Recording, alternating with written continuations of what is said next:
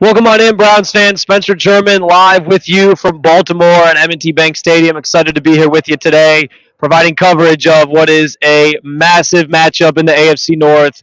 Browns and Ravens. It's got some pretty high stakes. Excited to be joined as well this morning by Anthony Meglin as we get you ready for kickoff here. Anthony, we've been talking about it all week over at the site and just, in our group chats and all that we have sort of for running the site.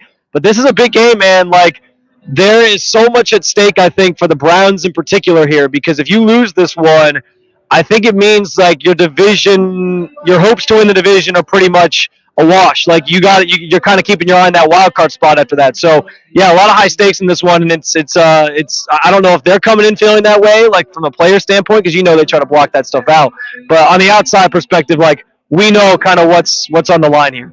Yeah, no question about it. Yeah, from the players' perspective, their goal's got to be go 1-0, right? That's got to be the goal for this week. But on our side of things, right, like, hey, you win this game, not only is it a huge win, but it sets you up to win the AFC North and have a home playoff game. And we found already, how hard it is to come to Cleveland Browns Stadium and win football games, especially do that in January and February. It makes it really challenging. So for the Browns, this one, if they do slip up and aren't able to get a victory, your season's not over. You still have the chance at the wild card spot. But if they can get a win here, it really sets them up nicely to have a chance to win the AFC North. And at the end of the day, that's the goal. Win the North, have a home playoff game, and set yourself up for a playoff run.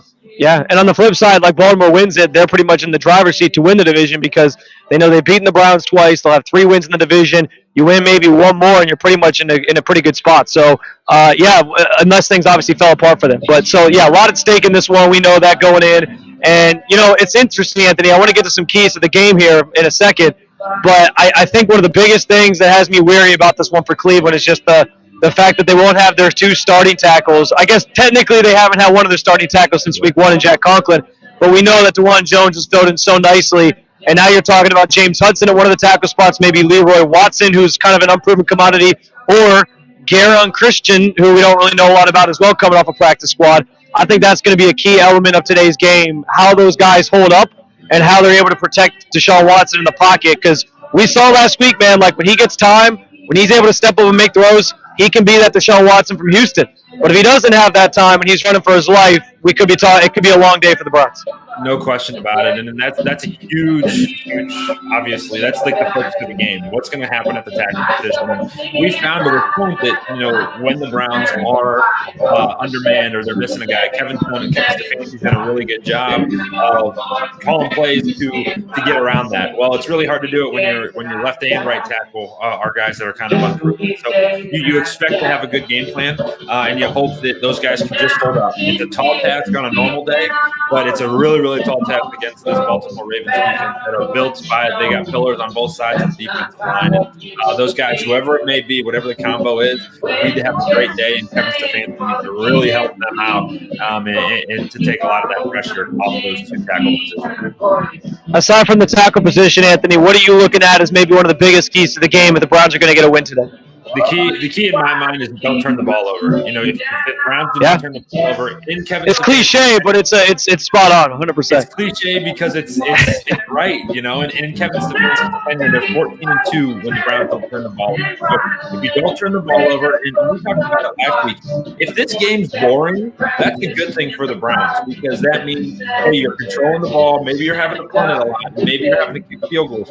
But if you do not turn the ball over, you're going to have a chance at the end. And that's when, hey, if you have an opportunity with a 2-minute drill or with something, you can let Deshaun Watson then be Deshaun Watson and try to make something happen. But if we get to this thing where we're throwing interceptions and fumbling the football, you're not going to have a chance at all. So don't turn the ball over. It's the number 1 key, in my opinion, for this happening. I'll throw this up there since we were talking about the O-line. Pee-wee's Burnt Pizza comments. Our O-line's decimated by injuries, but you just got to find a way to win. I think that's a good way to look at it, man, and that's kind of life in the NFL in general. Teams are all dealing with injuries at this time of year. It's just kind of how it goes. It's par for the course. But if you can find a way to navigate those and sort of shift your way through it, then you'll end up okay in the end if you can get a win. And that's all that people are going to look at the end of the day. If the scoreboard reads in favor of the Browns, that's all Browns fans care about. Yeah, I think you're spot on with the turnover thing. Again, cliche, but it's cliche for a reason because it's true. For me, I just think, like, I think they're going to have to get the run game going today. I know the Ravens have a really good, stingy run defense on their own right, but I think that's how you almost let Deshaun get comfortable with an offensive line that's banged up is know, like, okay, we can move the football this way. I also just think, too, containing Lamar is another cliche answer, but it's so true. And I love, like, I asked Myles Garrett on Friday about is there any way that you attack him differently than other quarterbacks because he is so shifty. I mean, he can make guys miss in a phone booth. And he said, like, just relentless pursuit. Like, there's other quarterbacks that you know you have him and you got him. And then there's a guy like him who you can't quit. Like, you just got to keep go, go, go, go, go. So seeing that defense just relentlessly pursue him, not give up on a play and let him escape the pocket, like, that's going to be a key to today. Because if you let him run all over you like you did in week 4, then, yeah, it could be a rough day for Cleveland. Yeah, and it goes back to the big play thing, too. Like, if they can limit him and find a way just to contain him, right? You're not going to stop Lamar Jackson. You just have to try to make a way to contain it. And then that's got to be married with the back end, right? The defensive line and linebackers have to be relentless in getting after him, but the secondary has to be relentless in covering their guys. They got to stick to Zay Flowers and Odell Beckham and Nelson Aguilar like glue because Lamar can turn pressure into a 20-second play, and they just got to be attached to those guys. So it's going to be big on both sides. Or on all levels of the defense to be relentless in their responsibilities to stop this Baltimore offense. Yeah, no doubt about it. And again, you're right. You're never going to stop Lamar completely, but if you can slow him down the best you can, you might have a chance. I actually thought in that first game the defense did that for a decent amount of time.